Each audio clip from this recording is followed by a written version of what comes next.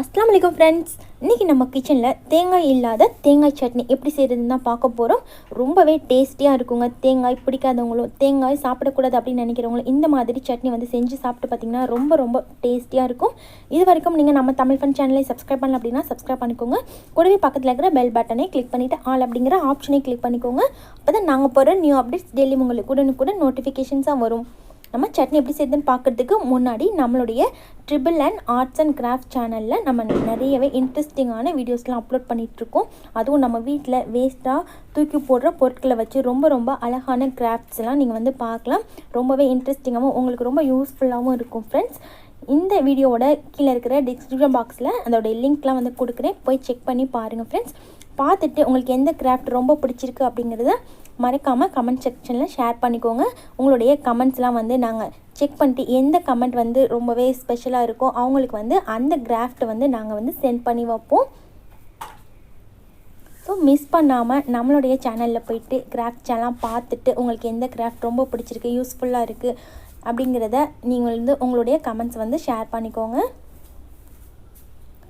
அப்படியே மறக்காமல் நம்மளுடைய triple and arts and craft சேனலை சப்ஸ்கிரைப் பண்ணிவிட்டு உங்கள் ஃப்ரெண்ட்ஸ் அண்ட் ரிலேட்டிவ்ஸுக்கும் ஷேர் பண்ணிக்கோங்க.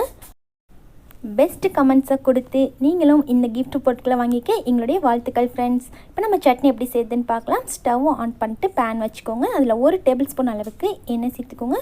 எண்ணெய் நல்லா சூடானதுக்கப்புறமா 4 பச்சை மிளகாயை நல்லா உடச்சிட்டு சேர்த்துக்கோங்க. எப்போதுமே நம்ம பச்சை மிளகாயை எண்ணெயில் சேர்க்கும் போது 2 உடச்சிட்டு தான் சேர்க்கணும், இல்லைனா வெடித்து இந்த எண்ணெய்லாம் வந்து நம்ம மேலெல்லாம் தெரிச்சிரும்.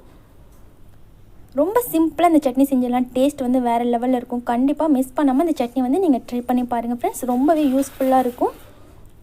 இப்போ பச்சை மிளகாய் கொஞ்சம் வதங்கினதுக்கப்புறமா இது கூட 2 பெரிய வெங்காயத்தை கொஞ்சம் பெரிய சைஸாகவே கட் பண்ணிவிட்டு வதக்கிக்கோங்க. மீடியம் ஃப்ளேம்லேயே வச்சு ஒரு 5-6 நிமிஷம் போல் இது போல் லைட்டாக கோல்டன் கலர் வர வரைக்கும் வதக்கிக்கோங்க.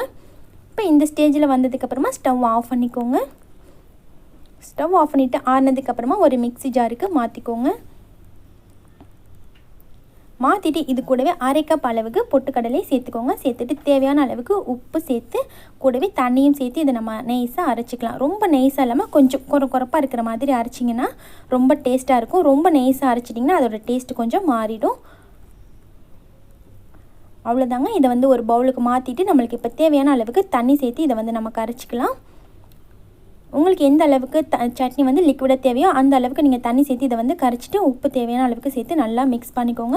அவ்வளோதாங்க. இதில் வந்து நம்ம தேங்காய் சேர்க்காம தான் இந்த சட்னி ரெடி பண்ணியிருக்கோன்னு யாருனாலுமே கண்டுபிடிக்க முடியாது. அந்த அளவுக்கு ரொம்பவே டேஸ்டியாக இருக்கும். நீங்கள் ஒரு தடவை செஞ்சு பார்த்துட்டு எப்படி இருந்துச்சுன்னு கமெண்ட்டில் ஷேர் பண்ணிக்கோங்க. இப்போ இந்த சட்னிக்கு தாளிப்பு செஞ்சுக்கலாம்.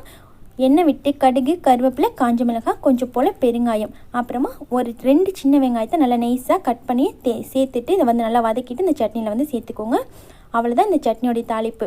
ரொம்ப ஈஸியான மெத்தடு, ரொம்ப டேஸ்டியான சட்னி ரெடி. நீங்களும் இந்த சட்னி வந்து இட்லி தோசை கூட சேர்த்து செஞ்சு பாருங்கள். ரொம்ப டேஸ்டியாக இருக்கும். இந்த வீடியோ உங்களுக்கு பிடிச்சிருந்துச்சுன்னா லைக் பண்ணிவிட்டு உங்கள் ஃப்ரெண்ட்ஸ் கூடவே ஷேர் பண்ணிக்கோங்க. தேங்க்யூ.